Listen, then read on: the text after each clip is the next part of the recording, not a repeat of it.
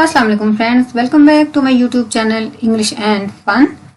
आज की जो हमारी वीडियो है वो स्पोकन इंग्लिश सेंटेंसेस के ऊपर है, यानी जो बोल चाल के सेंटेंसेस हैं इंग्लिश में किस तरह से बोले जाते हैं। जैसे कि ये कुछ सेंटेंसेस आपको नजर आ रहे हैं, हम इनको ट्रांसलेट करेंगे और इसके साथ साथ हम और बहुत से सेंटेंसेस को इस वीडियो में ट्रांसलेट करेंगे और आई होप के आपको कुछ नई वोकैबुलरी भी यहाँ पे सीखने को मिलेगी।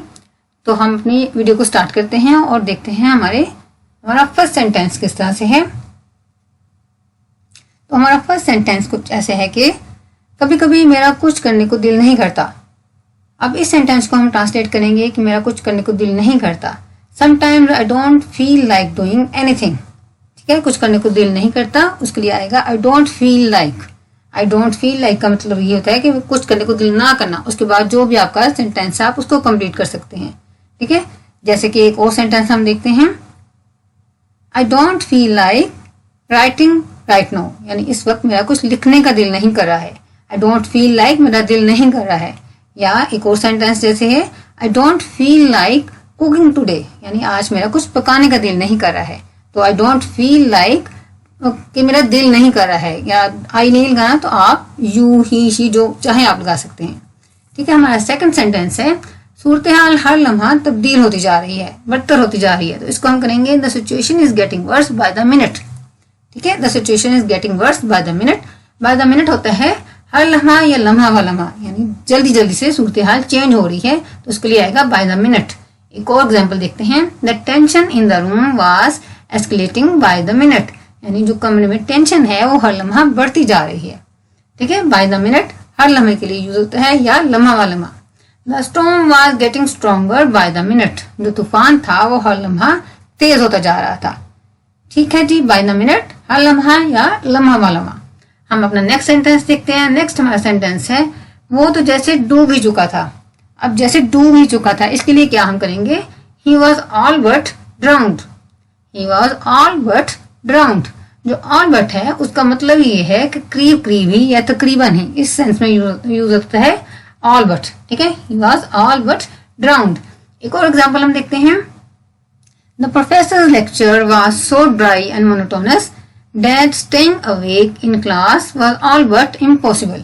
जो प्रोफेसर का लेक्चर था वो इतना बोर था और यकसानी रहा था कि क्लास में जागते रहना तकरीबन नामुमकिन ही हो गया था। ठीक है, ऑल बट तकरीबन या करीब ही। अच्छा जी, हमारा नेक्स्ट सेंटेंस है, वो बहुत ही बदकिस्मत था। तो इसको किस तरह से हम ट्रांसलेट करेंगे, इसको हम करेंगे he was jolly unlucky. He was jolly unlucky. अब यहाँ पे जॉली से आपको लग रहा होगा कि ये इनकरेक्ट वर्ड मैंने यूज कर लिया है, हालांकि ये इनकरेक्ट नहीं है। जॉली के बहुत से मीनिंग होते हैं। एक तो खुश मिजाज भी होता है, जैसे कि सबको पता है, लेकिन जॉली का और मीनिंग होते हैं क्योंकि साइज में बहुत बड़ा या अहमियत में बहुत ज्यादा की मीनिंग में भी हम इसको जॉली को यूज करते हैं। तो उस सेंस में मैंने यहाँ पे यूज किया है। एक और सेंटेंस देखते हैं, that's a jolly impressive achievement, कि ये काफी बड़ी अचीवमेंट है, यानी बहुत इम्प्रेसिव अचीवमेंट है। यहाँ पे भी हमने अहमियत के इसको सेंस में जॉली को यूज किया। अच्छा जी, हमारा नेक्स्ट सेंटेंस है, वो मगर बच्चा ही तो है। अब इसको हम ट्रांसलेट करेंगे, किस तरह से करेंगे, ही is but a child. He is but a child. अब बट के जो है बहुत से मीनिंग है। यहाँ पे जो बट है ये कंट्रास्ट शो कर रहा है, यानी कंट्रास्ट शो करने के लिए भी हम बट को यूज करते हैं। जब हम दो चीजों में कंट्रास्ट करते हैं, यहाँ पे कि वो एक बच्चा है तो उससे हम ज्यादा कुछ एक्सपेक्ट नहीं कर सकते, तो एक कंट्रास्ट है बच्चे में और दूसरी चीजों में। तो जहां पे भी कहीं भी कंट्रास्ट आता है तो वहां पे हम बट को इस सेंस में यूज कर सकते हैं। हम एक एग्जांपल देखते हैं, इससे आपको क्लियर हो जाएगा। Don't expect him to understand complex concepts, he is but a child.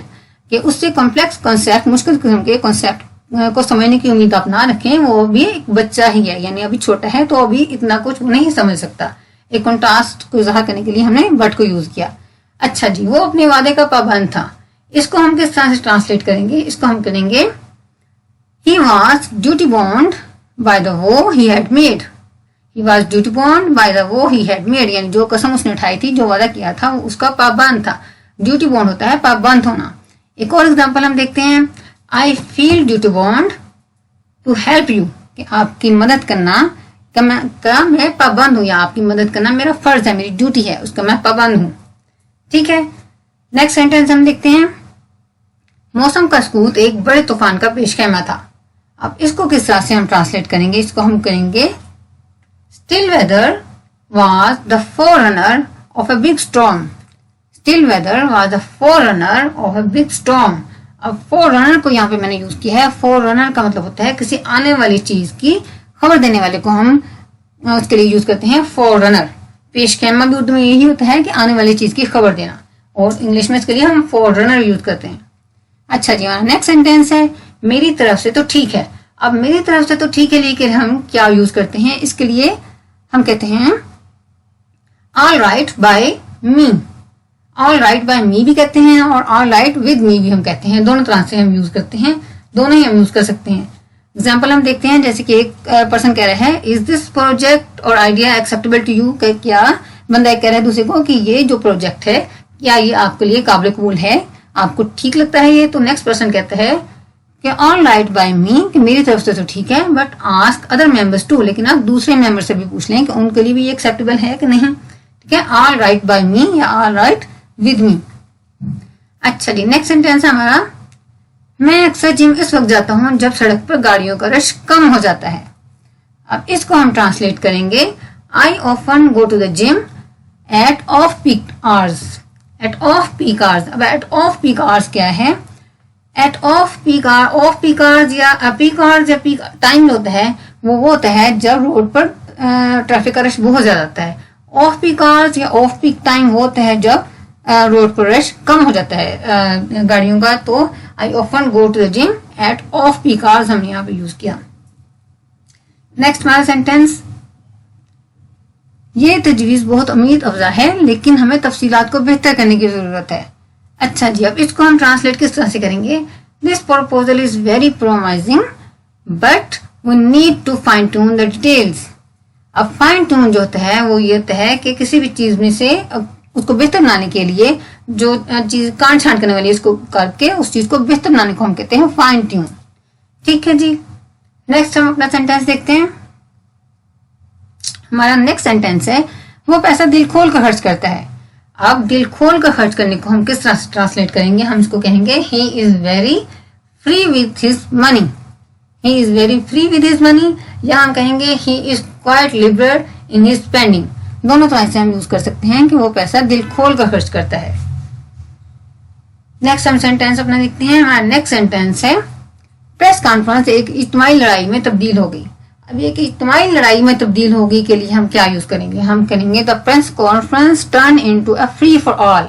अब a free for all fight नहीं हम लिखेंगे, हमने यहाँ तक इसको कंप्लीट कर दिया। Free for all, free for all एक नाउन है जिसका मतलब है कि एक ऐसी गैर मुनज़्ज़म सूरत हाल जिसमें कि बहुत से लोग शरीक हो जाएं, और ऐसी सूरत हाल होती है जिसमें कि वो आखिर में झगड़े पर या गुफ्तगू पर वो बात चली जाती है, उसको कहते हैं फ्री फॉर ऑल।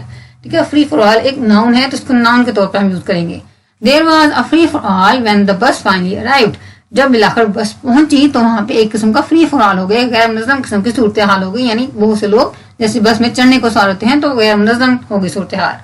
अच्छा जी, ख्याल रखना है कि वो बाहिफाजत घर पहुंच जाए, तो इसको क्या करेंगे? See that he gets home safely. See that को लिए हम यूज करते हैं ख्याल रखने के लिए। See that he gets home safely. Next sentence हमारा तलबा ने पढ़ाई की तरफ कोई ध्यान ना दिया, तो इसको हम ट्रांसलेट करेंगे the students paid no heed to the studies. The student paid no heed to the studies. Pay no heed ध्यान ना देना, तो यहाँ पे सेकंड फॉर्म ने पेड यूज किया है।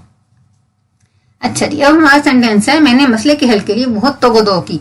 बहुत तोगदो की यानी बहुत दौड़ भाग की, बहुत कोशिश की मैंने, तो इसको हम करेंगे I cast about for the solution. I cast about for the solution. Cast about यानी बहुत तगदो की, बहुत दौड़ भाग की, बहुत कोशिश की। कास्ट की फॉर्म में कास्ट ही होती है, इसलिए सेकंड फॉर्म भी आप कास्ट ही यूज करेंगे। She spent years casting about for her career. उसने कई साल खर्च कर दिए अपने कैरियर को बनाने में, कैरियर को बनाने की तगदो करने में, उसकी दौड़ भाग में उसने अपने बहुत से साल खर्च कर दिए। अच्छा जी, मैं सुबह 6 बजे निकलूंगा ताकि ट्रैफिक रश में ना फंस जाऊं। अब ट्रैफिक रश में ना फंसने के लिए हम किस तरह से हम करेंगे? I will leave at 6 AM to beat the traffic. To beat the traffic यहाँ पे मैंने यूज किया है। टू बीट द ट्रैफिक होता है यानी रश से बचने के लिए या रश में ना फंस जाने के लिए हम यूज करते हैं टू बीट द ट्रैफिक। अच्छा जी, हमारा नेक्स्ट सेंटेंस कुछ इस तरह से है, मुझे अपने मंसूबे के बारे में कुछ जानकारी दें। तो इसको हम ट्रांसलेट करेंगे, give me some insight into your project. Give me some insight into your project. Insight यानी जानकारी दें या उसके बारे में मुझे कुछ बताएं, इंफॉर्मेशन मुझे दें। इंसाइट बसीरत के मीनिंग में भी होता है और जानकारी देने के मीनिंग में भी होता है। अच्छा जी, हमारा नेक्स्ट सेंटेंस है, मैं यूं गया और यूं आया। ये तो बहुत वेल नोन सेंटेंस है, इसको हम किस तरह से करेंगे, I will be back in A flash. I will be back in a flash. फिर बहुत सी डेरिवेशन हैं, हम वो भी देख लेते हैं कि और किस किस तरह से होता है। हम कहेंगे जी I will return in an instant, और हम कह सकते हैं I will be back in a jiffy, या हम I will be back in a split second. इस सब तरीकों से हम कह सकते हैं कि मैं यूं गया और यूं आया। नेक्स्ट हमारा सेंटेंस है, शायद ही मेरी आंख लगी हो। अब शायद ही मेरी आंख लगी हो को हम किस तरह से करेंगे, आई बेयरली स्लेप्ट अ विंक। आई बेयरली स्लेप्ट अ विंक। बेयरली जो है ये एक एडवर्ब है। बेयरली का मतलब ये होता है कि मुश्किल से ही या ना काफी, यानी बहुत कम, किसी मुश्किल तरीके से करने को हम कहते हैं बेयरली। जो वो चीज मुश्किल ही हो, थोड़ी सी ही हो बस। जैसे कि I could barely hear the speaker. मैं मुश्किल से ही स्पीकर की आवाज सुन सका, यानी वो जो स्पीकर बोल रहा था उसकी आवाज इतनी कम थी कि मैं मुश्किल से ही उसको सुन सका। अच्छा जी, हमारा नेक्स्ट सेंटेंस है, वो मेरे करीब ही रहता है। अब वो मेरे करीब ही रहता है को हम किस तरह से ट्रांसलेट करेंगे, हम इसको कहेंगे जी he lives next door to me. He lives next door to me, या हम इसको कहेंगे he is my next door neighbour. He is my next door neighbour. हम दोनों तरह से कर सकते हैं, वो मेरे करीब ही रहता है। नेक्स्ट हमारा सेंटेंस, मेरी राय में तो नहीं। अब मेरी राय में तो नहीं को हम किस तरह से कहते हैं, हम इसको कहेंगे नॉट इन माई बुक। मेरी राय में तो नहीं, नॉट इन माई बुक। ये एक किस्म की फ्रेज ही है, हम इसको ऐसे भी कह सकते हैं नॉट इन माई ओपिनियन या नॉट इन माई व्यू, लेकिन नॉट इन माई बुक एक नई चीज है, तो आई होप इसको भी आप यूज करेंगे, इसको यूज करना चाहिए। अच्छा जी, नेक्स्ट सेंटेंस है, इसका बहुत खून बह गया। तो इसको हम करेंगे ही ब्लड प्रोफ्यूजली। ही ब्लड प्रोफ्यूजली, ब्लड ब्लीड की सेकंड फॉर्म है, ये ब्लड प्रोफ्यूजली। प्रोफ्यूजली यानी बहुत ज्यादा। हमारा नेक्स्ट सेंटेंस है, वक्त गुजरने में देर नहीं लगती। अब वक्त गुजरने में देर नहीं लगती, ये भी बहुत वेल नोन किस्म की एक प्रोवर्ब है, तो इसके लिए कहते हैं time is always on the wing. Time is always on the wing. इसकी भी बहुत सी डेरिवेशंस हैं, जैसे कि हम इसको ऐसे भी कहते हैं टाइम फ्लाइज, और हम कहते हैं कि time waits for no one, और हम ऐसे भी कहते हैं टाइम मार्चेज ऑन, और टाइम इज फ्लीटिंग। इन सब तरीकों से हम कहते हैं कि वक्त गुजरने में देर नहीं लगती। अच्छा जी, हम नेक्स्ट सेंटेंस को देखते हैं, मैंने दूर दूर तक कोई घर नहीं देखा।